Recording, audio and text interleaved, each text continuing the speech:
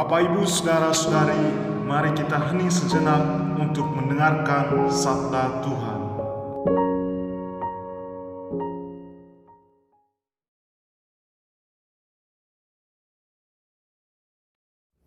Tuhan bersamamu dan bersama rohmu.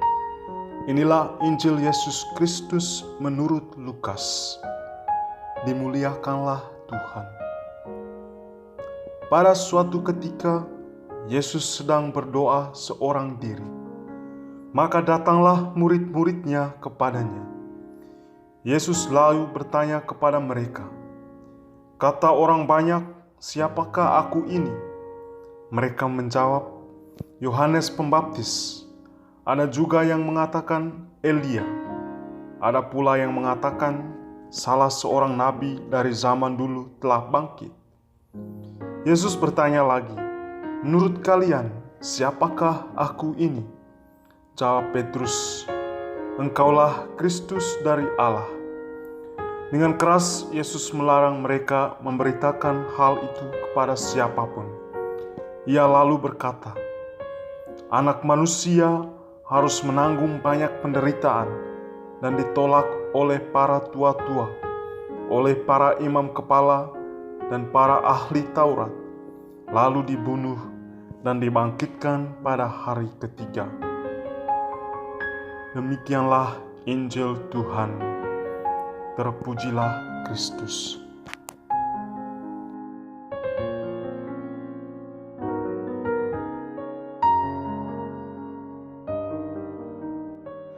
Bapak, Ibu, Saudara-saudari umat beriman yang terkasih dalam Tuhan.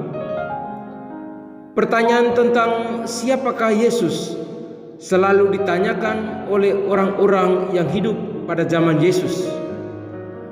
Beberapa pengenalan akan Yesus dari orang banyak seperti Yesus dari Nazaret, anak Yusuf si tukang kayu, rabi yang mengajarkan kerajaan Allah, penyembuh penyakit, dan pengusir setan.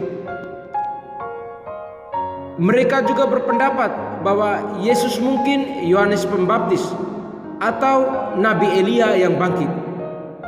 Sama sekali tak ada dalam benak mereka bahwa Yesus adalah Mesias, karena gambaran Mesias yang diharapkan bangsa Yahudi adalah raja yang akan menjadi pembebas dari penjajahan bangsa Roma, raja yang agung dan perkasa. Sedang Yesus sama sekali tidak menampakkan sifat rajawinya. Pelbagai pandangan orang tentang Yesus mulai bermunculan, dan Yesus ingin mempertegas pengenalan murid-muridnya tentang siapa dia. Oleh karena itu, ia bertanya, "Siapakah aku ini?" Bukan menurut pendapat orang banyak, tetapi menurut diri mereka sendiri. Kemudian Petrus menjawab, "Mesias dari Allah." Dari sekian banyak murid yang ditanyakan tentang siapa Yesus, sebenarnya hanya Petrus yang menjawab dengan benar. Namun, di balik pengakuan itu tersimpan keinginan politik dalam diri Petrus, yaitu bahwa Mesias akan melepaskan atau membebaskan bangsa Yahudi. Tampaknya Yesus membaca keinginan tersebut, sehingga ia melarang mereka mempublikasikan berita itu, karena selain akan membuat pengharapan politis itu bertumbuh subur, itu akan membuat sulit para murid menerima bahwa Mesias harus menderita. Pertanyaan Yesus kepada murid-murid mengenai siapa dirinya berhubungan erat dengan apa yang dia sampaikan setelah itu. Yesus memberitahu tentang segala sesuatu yang akan menimpa dirinya. Yesus memberikan dasar atau alasan bagi semua hal yang akan dia alami, yakni karena dia adalah Mesias dari Allah, seperti yang dikatakan oleh Petrus. Penolakan dan aniaya yang akan dijalani oleh Yesus merupakan konsekuensi dari eksistensinya sebagai Mesias. Banyak orang yang menolak hal ini, termasuk para tua-tua dan ahli-ahli Taurat karena mereka menciptakan konsep Mesias berdasarkan pandangan mereka sendiri. Apa yang dialami Yesus juga akan dialami oleh para murid dan pengikut-pengikutnya.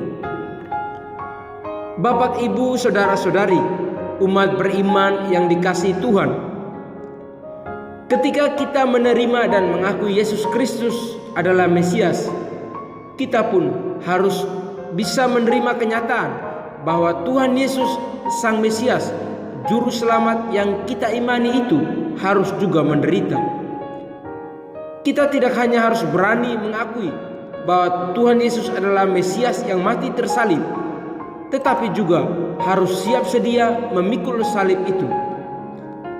Kiranya kita tidak meragukan kebenaran bahwa Yesus adalah Mesias, Anak Allah yang hidup.